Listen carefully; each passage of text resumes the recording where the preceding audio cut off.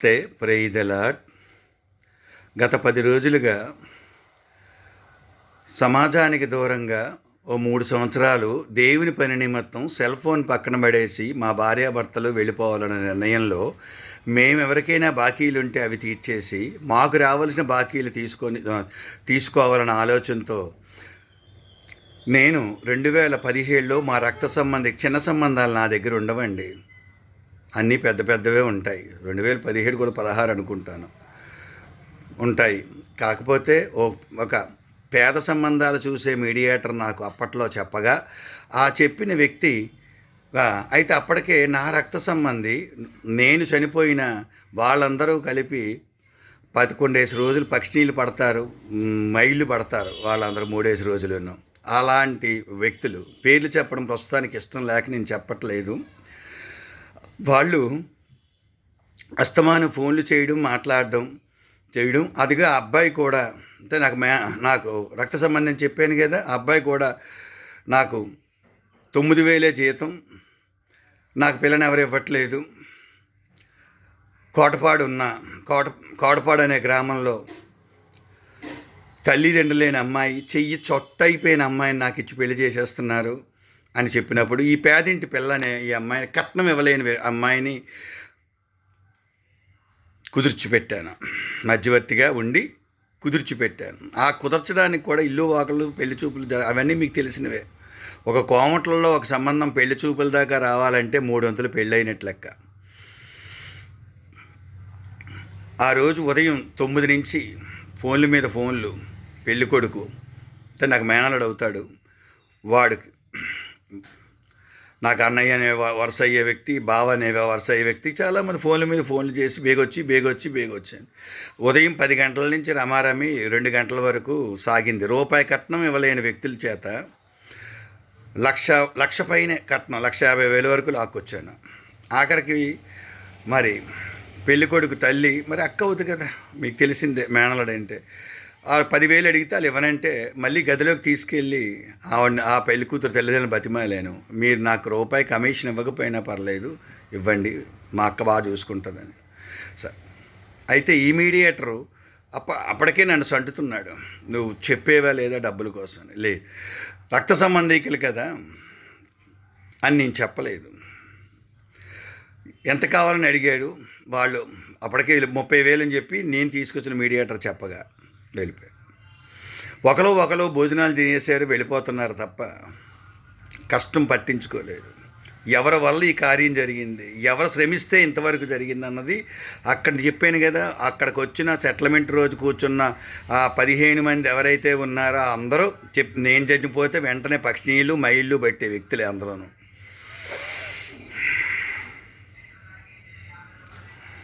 ఆ తర్వాత ఆ మనిషి బూతులు తిట్టడం, ఎవరు అమ్మాయిని పేదింటి అమ్మాయిని నాకు అప్పగించిన మీడియేటరు బూతులు తిట్టడం, వాళ్ళ ఇళ్ళకెళ్ళి వాళ్ళకి ఫోనుల్లో బూతులు తిట్టడంతో నేను ఒకరోజు వెళ్ళిన తర్వాత ఆపేశాను.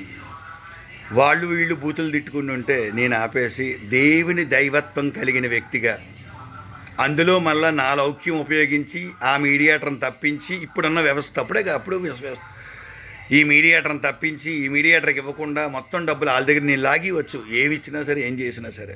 కానీ నేను తిరిగి 5,000 ఇచ్చానండి ఆ మీడియేటర్కి. తిట్టొద్దు, వాళ్ళని ఏమనొద్దు. నువ్వు బూతులు తిట్టేసుకొని వాళ్ళు బూతులు తిట్టేసుకుంటే మొఖాలు చెదిరిపోతాయి అందరం అని నేను ఆపేసి తిరిగి ఆ జరిగిన వారం 10 రోజులు తిరగడాలు ఫోనుల విషయాల్లో ఎలా ప్రచారం చేశారంటే మా శుభలేఖ మా 4వ అక్కకి అందించి పెళ్ళికొడుకు తండ్రి బావ అవుతారు, ఆ పెళ్ళికొడుకు తండ్రి తోడలుడు బావే అవుతారు. శుభలేఖ ఇచ్చినప్పుడు ఇక్కడ దాకా వచ్చారు కదా మలకాపురం గాజువాక పక్కని, తమ్ముడికి ఇచ్చేయండి అంటే లేదు ఆడికి ఇవ్వడమే ఎక్కువ అని చెప్పి అన్నారు. ఆడికి పెళ్లి శుభలేఖ ఇవ్వడమే ఎక్కువ, ఇవ్వక్కర్లేదు, నేను వస్తే వచ్చేలా అసలు లేదు అని చెప్పి అన్నారంట.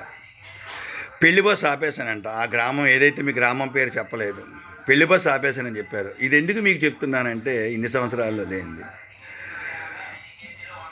చూద్దాం కదా అని. కరోనా సమయంలో కూడా ఒకసారి ఎన్ని సంవత్సరాలు మీరు ఊరుకుంటారు అని చెప్పి సరే అది పక్కన పెట్టండి. మళ్ళీ 10 రోజులు పెట్టి అడగడం అది జరిగింది. రెండో వాడికి ఇంకా ఇద్దరు అబ్బాయిలు అనమాట. మా అక్కకి ఇద్దరు అబ్బాయిలు పెళ్ళి అవ్వట్లేదు. మొన్న ఈ మధ్య 2 నెలల కిందట కాళ్ళు గడ్డం పట్టుకున్నట్టుగా వాళ్ళు బతిమాలితే, సరే అయితే నేను చిన్న మీడియేటర్లను అడుగుతానని చెప్తే వాళ్ళు 30,000 ముందే ఇవ్వమనండి, మీ మీద నమ్మకం ఉంటే అగ్రిమెంట్ రాసి సంతకాలు పెట్టించుకోమనండి.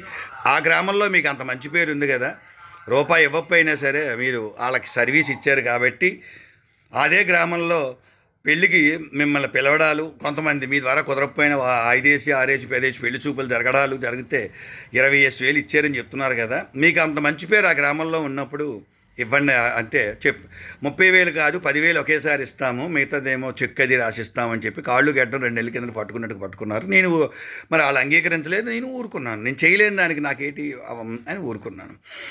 అయితే మేము వెళ్ళిపోవాల్సిన పని 3 సంవత్సరాలు వెళ్ళిపోతారు అడుగుతున్నప్పుడు అప్పట్లో 1,800 ఇస్తామన్నారనమాట. ఏది 30,000 ఎంత కావాలని అడిగితే 30,000 అని చెప్పిన పెద్ద మనిషికి 18,000 1,800 ఇస్తామంటే పుచ్చుకోలేదు. ఇంక 5,000 నేను ఇచ్చేసాను. ఆ సమయంలో ఒక పెద్ద మనిషి ఉన్నారు. ఆ పెద్ద మనిషి ద్వారా వీళ్ళైన పెళ్లి తర్వాత ఇంకో పెళ్ళి ఈ అబ్బాయి తాలూకు పెద్దమ్మ కొడుకుది, పెదనాన్న కొడుకుది, కూతురుది అయింది. వాళ్ళు కూడా అలాగే చేస్తే మొత్తం మీద క్షమించమని అడిగింది ఆవిడ. వాళ్ళు ఈ అబ్బాయి మేనడు అవుతాడన్న అబ్బాయిది పెద్దమ్మ స్వయంగా క్షమించమని అడిగింది. ఎంత ఇమ్మంటావు, తమ్ముడే అవుతాను కదా వరుసకి, మరి ఇంకా ఎంత ఇమ్మంటావు తమ్ముడు అంటే 10,000 అక్కనకి క్షణాల్లో తీసిచ్చింది.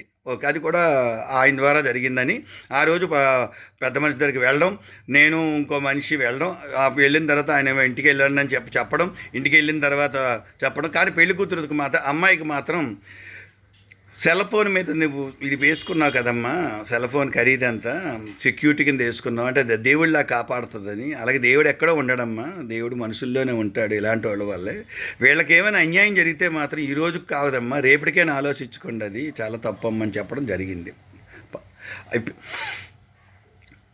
నిన్న నా రక్త సంబంధే కూతురు అర్థం చేసుకోకుండా మాట్లాడడం వల్ల ఆటో గుద్దీయాల్సిందండి. బైక్ మీద వెళ్తున్నారు, ఫోన్ చేయకూడదు ఆ టైంలో అని.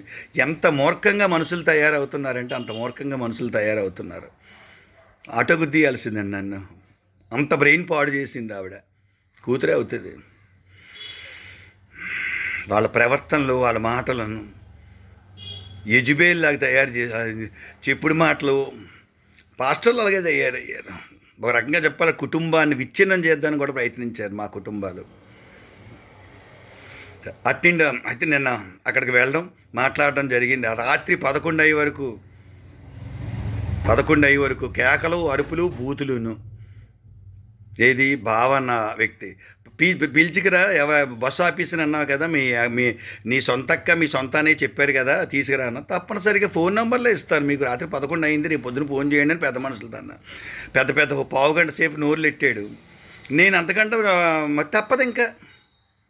అప్పుడు చుట్టుపక్కల వచ్చారు. అప్పుడు వాళ్ళు ఎవరు సబు మాట్లాడితే అంటే కొంతమంది మాట్లాడదామన్నా ఆగారేమో, ఆ తర్వాత సంగతి. ఎందుకు అలా పిచ్చి పిచ్చి కేకలు వేస్తావు, అరుపులు అరుస్తావు, దేవుడి తర్వాత దేవుడిలాగా పూజించాల్సిన మనిషిని ఎందుకు అలా నువ్వు బాధ పెడతావు? ఒక్కలు అనలేదండి.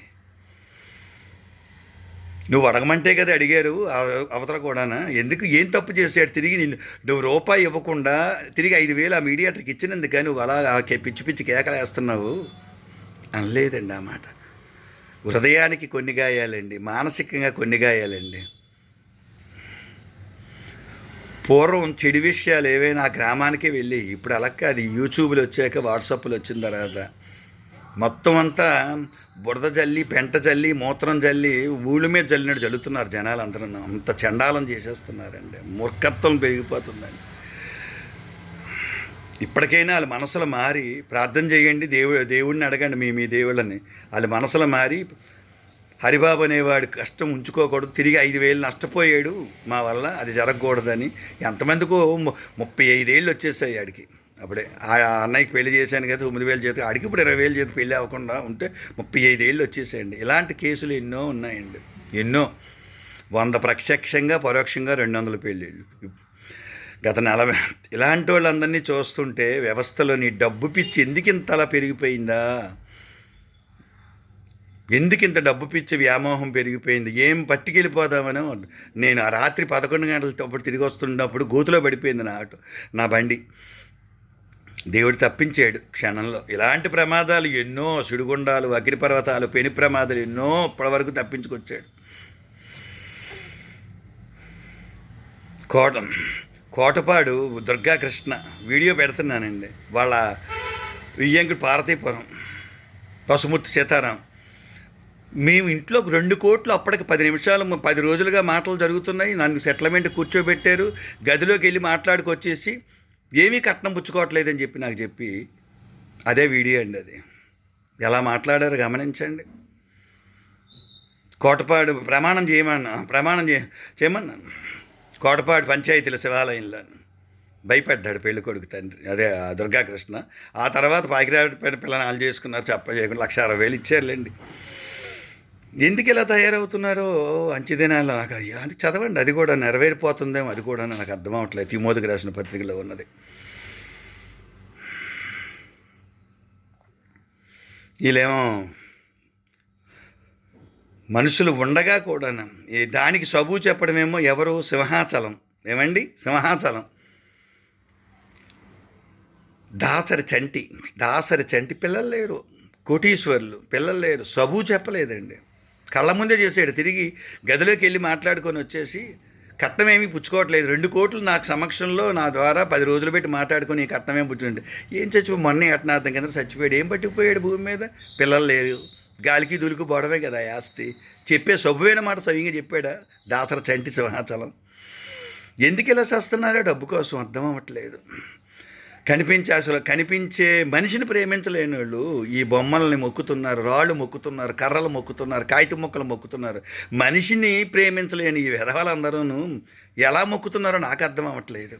వాళ్ళు నా కళ్ళ ముందు మొక్కుతుంటే లాగి చెప్పుతో కొట్టాలనిపిస్తుందండి. ఇది ఆవేశంతో చెప్పే మాట కాదు, కడుపులో వేదంతో చెప్తున్న మాట ఇది.